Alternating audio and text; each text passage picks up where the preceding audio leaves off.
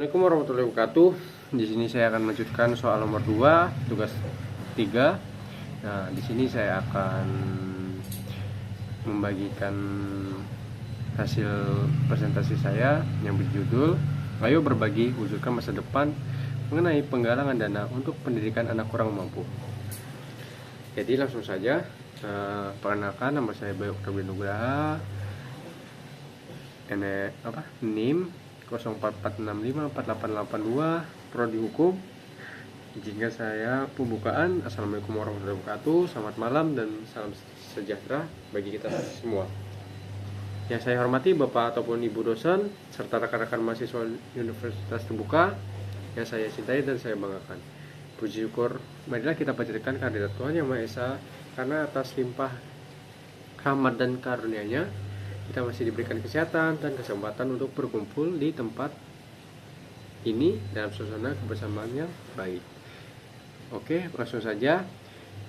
Hadir yang saya hormati Bapak ataupun Ibu dosen, saya izin menjelaskan, pendidikan adalah hak setiap warga negara. Pendidikan adalah kunci untuk membuka pintu masa depan, dan pendidikan adalah jalan bagi seseorang untuk mengubah nasibnya. Namun, apakah tahukah rekan-rekan sekalian, di sekitar kita masih banyak saudara kita, masih banyak anak-anak yang cerdas dan berkompetensi, tapi harus memendam mimpi mereka hanya karena satu alasan, yaitu adalah keterbatasan biaya. Nah, dari data Kementerian Pendidikan tahun 2025 mencatat masih ada lebih dari 1,5 juta anak usia sekolah di Indonesia yang putus sekolah ataupun tidak melanjutkan pendidikan ke jenjang yang lebih tinggi karena faktor ekonomi. Angka ini bukan sekedar statistik, ini adalah wajah-wajah anak yang ingin belajar namun terhalang keadaan.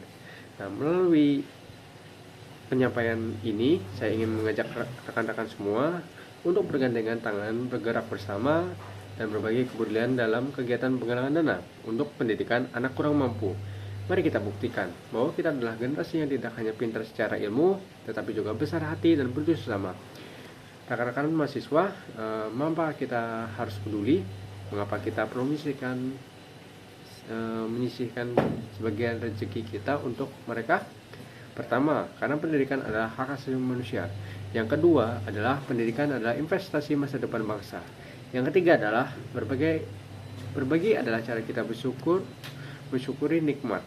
Nah, dari dana yang kita kumpulkan nantinya akan dikelola secara transparan dan akan disalurkan dalam bentuk: yang pertama, bantuan biaya pendidikan dan uang saku. Yang kedua adalah pengadaan seragam sekolah, sepatu, buku, dan alat tulis lengkap. Yang ketiga adalah perbaikan fasilitas ruang pelajar di desa-desa terpencil. Nah, setiap rupiah yang kita berikan akan diserahkan langsung ke tangan anak-anak tersebut dan orang tuanya. Tidak ada pemotongan biaya administrasi, semuanya murni untuk mereka. Mungkin ada yang berpikir, saya hanya mahasiswa, uang saku saya pun pas-pasan, apa yang bisa saya berikan? Nah, ingatlah, nilai pemberian bukan dilihat dari besar jumlahnya, melainkan dari besarnya ketulusan hati kita sendiri. Bagi anak-anak yang kelaparan ilmu, Rp1.000 dari Anda sangatlah berharga. Rp10.000 Anda bisa membeli buku tulis. Rp50.000 dari Anda bisa membeli sepatu baru. Nah, dan jutaan rupiah yang terkumpul dari kita semua akan mengubah masa depan ratusan anak. Nah, rekan-rekan yang saya banggakan, bantuan pendidikan ini tidak akan selesai dalam semalam, namun perubahan besar selalu dimulai dari langkah-langkah kecil.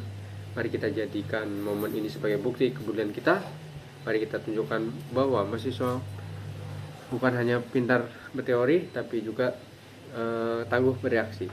Saya mengajak rekan-rekan semua, mulailah dari diri sendiri, sisakan sedikit dari ruang jajan, kirimkan donasi, dan ajak-ajak teman-teman lainnya untuk ikut berpartisipasi. Ingatlah, pepatah pernah mengatakan, orang yang paling bahagia adalah mereka yang paling banyak memberikan manfaat bagi orang lain.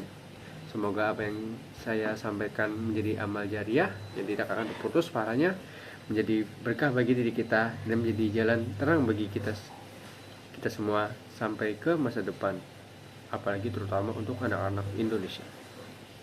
Demikianlah yang bisa saya sampaikan. Mohon maaf apabila ada kata-kata yang kurang berkenan di hati Bapak dosen ataupun Ibu dosen sekalian. Terima kasih atas perhatiannya, kepeduliannya, dan kebaikan hati semua. Izin pamit undur diri. Wassalamualaikum warahmatullahi wabarakatuh.